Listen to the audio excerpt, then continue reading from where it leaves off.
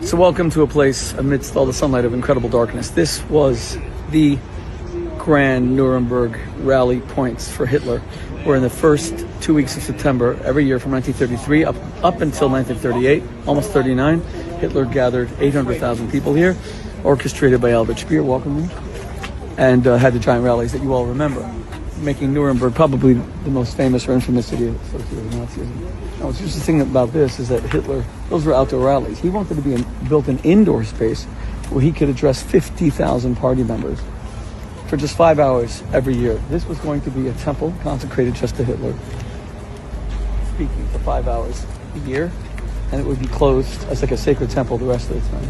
It was never completely finished. It was supposed to be twice the height, but the Nazis, because the war started in September of 1939, ran out of granite.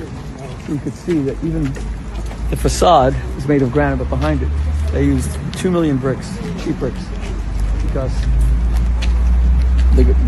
they couldn't even afford the granite with all the money being expended on the war effort. So what did they do, even to get that granite? They opened 5 concentration camps whose sole purpose was to mine, to extract, to quarry the stone. Mauthausen being the most famous. 300,000 people at least murdered at Mauthausen. I showed that to you a few years ago when we were there in Austria.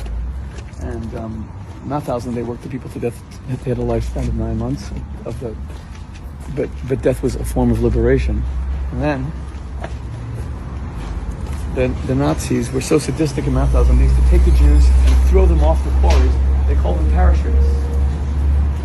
And the parachutists were Jews who were just thrown off a mountain and died as their heads were crushed against the rocks. I'll show you more.